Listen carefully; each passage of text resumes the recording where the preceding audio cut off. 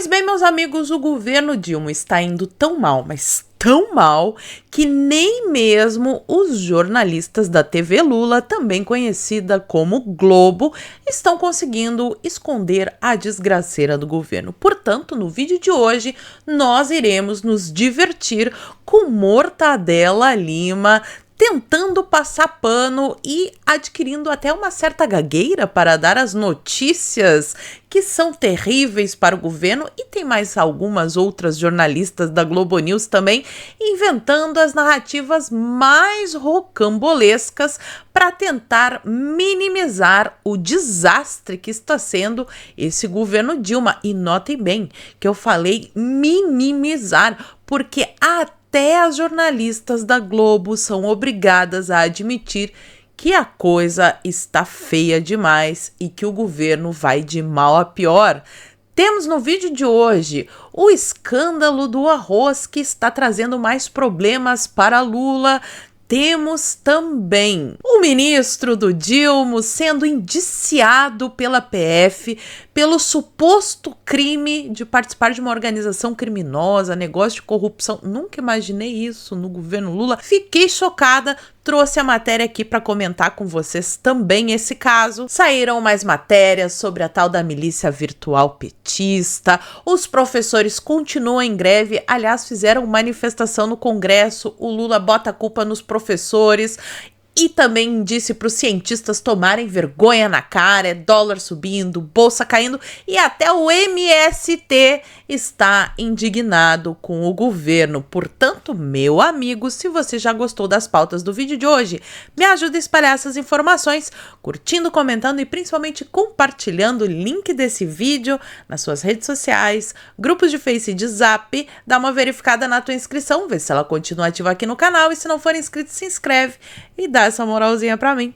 Pois bem, feita a introdução, vamos para a maravilhosa pauta de hoje. O governo Titanic, cada vez mais fundo. Começamos com o escândalo do arrozão. Todos vocês estão acompanhando este leilão muito louco que ganhou sorveteria e umas empresas muito esquisitas. Parece até um negócio, um boteco, empresa de fachada, não sei, mas aqui está a matéria do antagonista, que após suspeitas de irregularidades, o governo acabou anulando o leilão do arroz.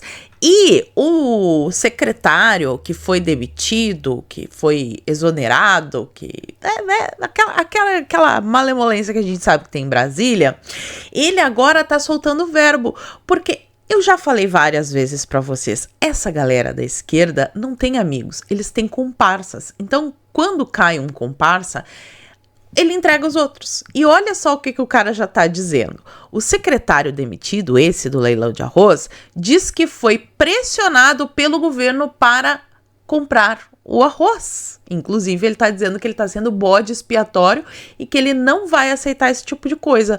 Mas assim, o Bolsonaro bem que avisou que isso ia acontecer, né? Vocês botarem um pinguço para dirigir o Brasil, um cara sem qualquer responsabilidade, que tem um rastro de corrupção, um rastro de deboche para com a família brasileira, de ataques a padres, a pastores, de ataque às Forças Armadas, de ataque aos policiais. Vocês acham que vai dar certo? E para dar mais dor de cabeça para o Lula, uma vez que esse leilão aí foi suspenso, mas foi cancelado, anulado, mas eles ainda não desistiram dessa compra, o deputado Zucco está na cola e já está coletando assinaturas para essa CPI do arroz, que já tem aproximadamente 100, são 170 e pouquinhos para conseguir instaurar a CPI. Vamos continuar acompanhando, assim que eu tiver notícias eu trago para vocês. Mas a notícia de ontem que ficou pipocando foi essa daqui: o Juscelino Filho,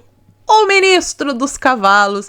Já falamos sobre ele em vários vídeos e agora finalmente a Polícia Federal indiciou o ministro do Lula, ele é ministro do governo do Lula, até a Folha de São Paulo está dizendo aqui, sob suspeita de corrupção e organização criminosa, suspeitos de desvios em contratos da Codevasf, bancados com emendas parlamentares. Titular das comunicações critica a investigação.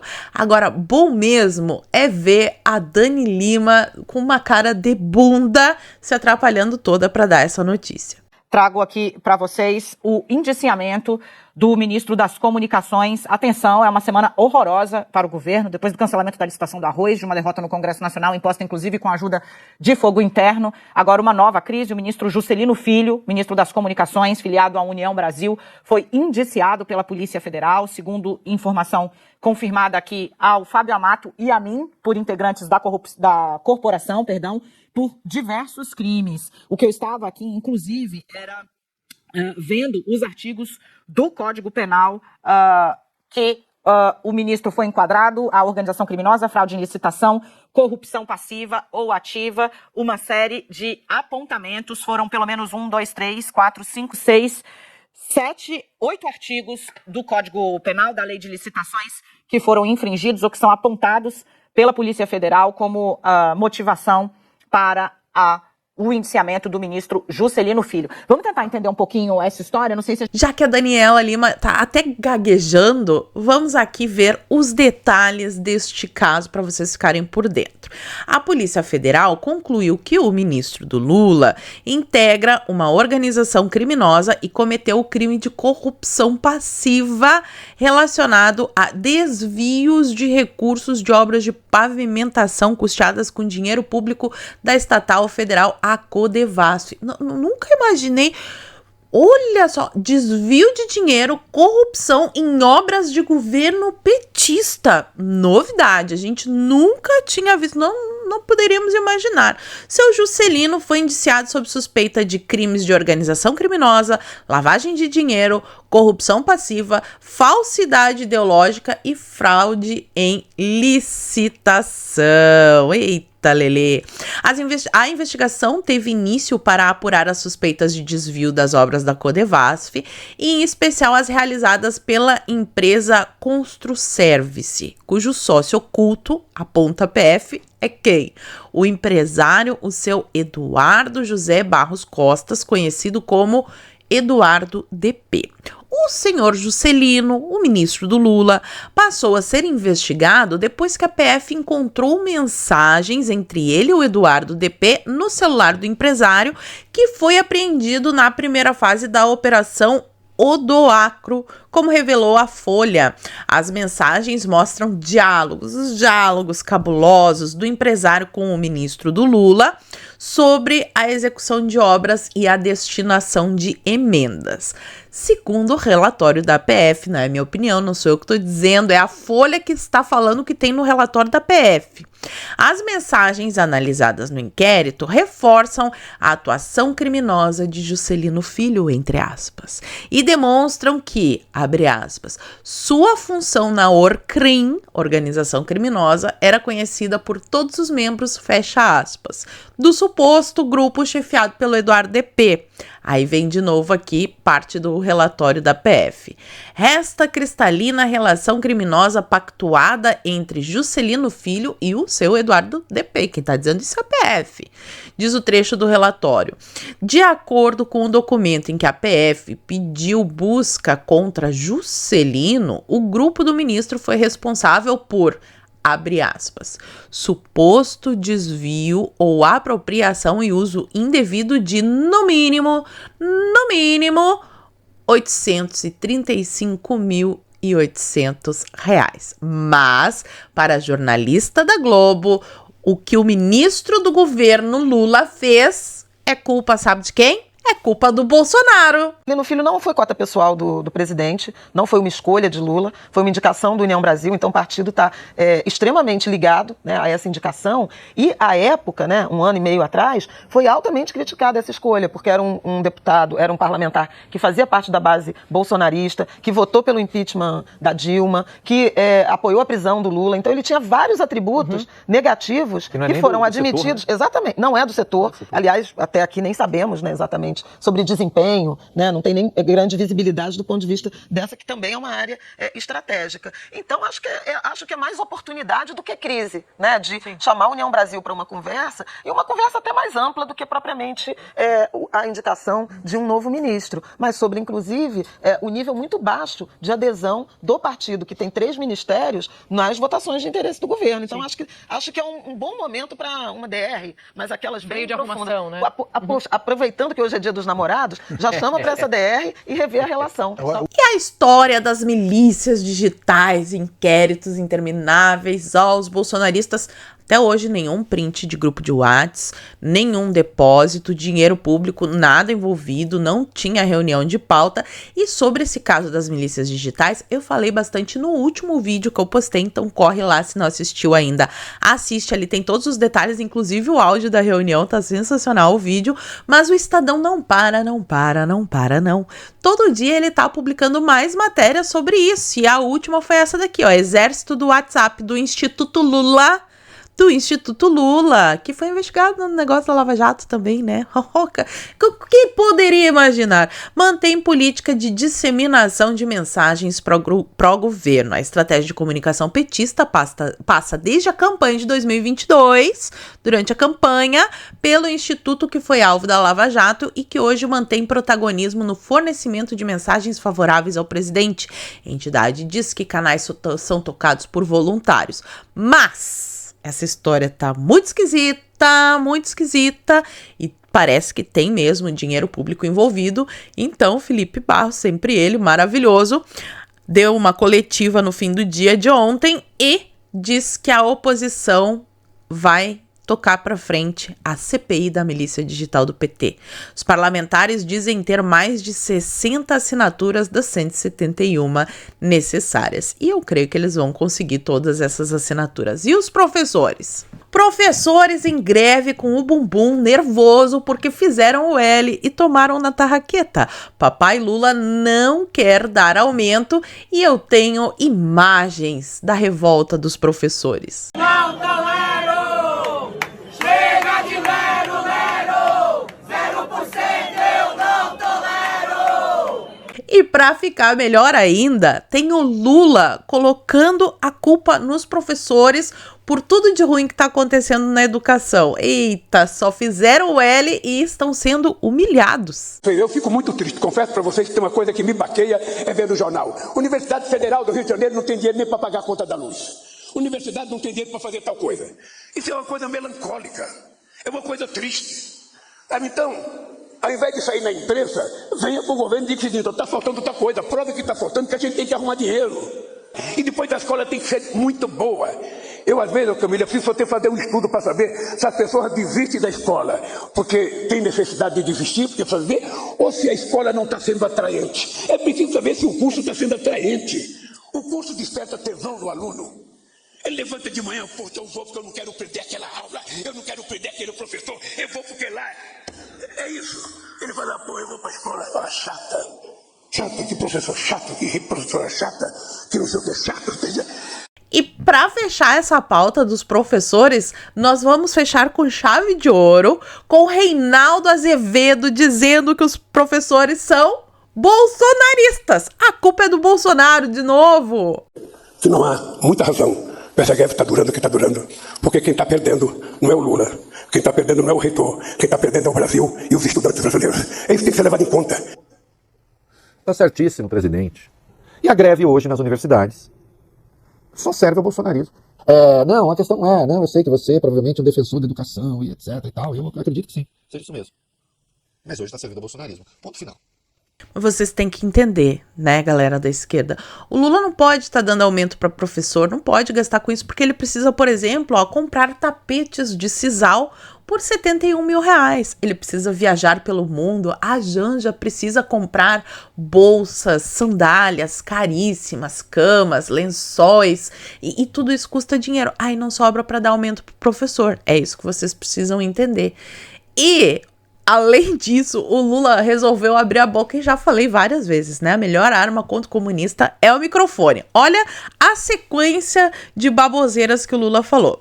Lula afirma que cientistas brasileiros precisam criar vergonha na cara. O presidente disse que estudiosos devem inventar um produto de inteligência artificial em português. Será que eles estão sentindo saudade da época em que o Bolsonaro concedia, ou tentava conceder pelo menos, né, honrarias para os cientistas? Vocês lembram disso? Ó, em 2021, eles inclusive renunciaram coletivamente à honraria concedida por Bolsonaro, um negacionista, né?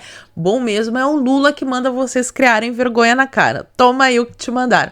E ele ainda deu uma declaração, porque ele está passeando pelo mundo novamente, né? E ele falando sobre a economia brasileira, logo depois da declaração dele acontece isso aqui. Após declarações de Lula, dólar chega a ultrapassar os 5,40 e Bovespa cai. É o nível mais alto desde 4 de janeiro de 2023, quando a moeda norte-americana encerrou o dia a 5,45. Os funcionários do IMET também estão sem recursos, também entrarão em greve. Funcionários do IMET anunciam greve por falta de orçamento. A paralisação deve começar a partir do dia 15 de junho. Segundo o sindicato, o instituto passa por uma escassez de recursos e de trabalhadores. E até o MST está indignado com o painho. Fundador do MST diz que Lula 3 não fez nada pela reforma agrária. O Stedley, que inclusive viajou para a China, né, teve um tratamento VIP aí, está indignado. Deu nota 3 para a política de democratização de terra do governo federal. Na época do Bolsonaro, ele dava a certidão de posse. Agora, acabou.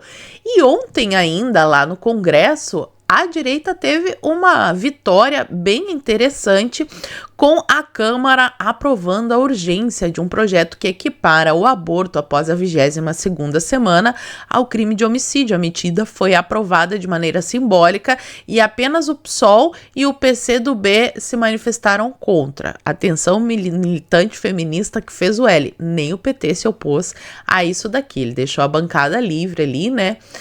E com relação a esse tema, tem mas assim, vários recortes que eu separei do Otávio Guedes, do pessoal da Globo, falando as maiores asneiras, e eu posso fazer um vídeo só sobre isso aqui para não ficar muito comprido de hoje. Se vocês quiserem um vídeo meu respondendo os argumentos dos jornalistas da Globo sobre esse assunto, comenta aqui embaixo, que daí eu faço um vídeo especial para vocês. Mas sobre isso, nós temos também mais um vídeo da jornalista da Globo falando que o governo está de joelhos. Hoje eu fui perguntar ao líder do governo na Câmara, José Guimarães, se o governo tinha tentado segurar pelo menos a urgência desse debate, e ele falou: isso não é tema de governo.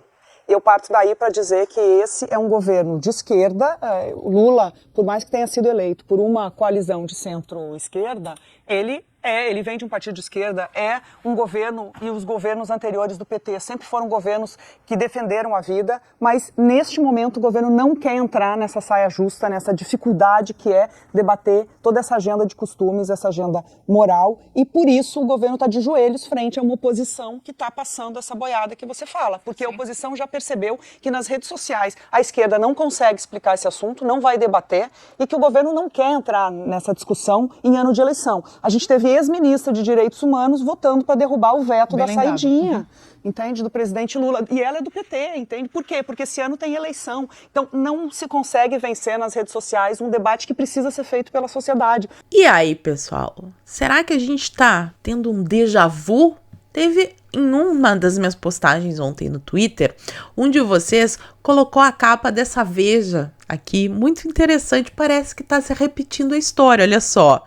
Exclusivo, as novas provas que comprometem Lula, a ruína do PT, o partido em 13 anos no poder, a legenda afogou a esperança da ética em um mar de corrupção.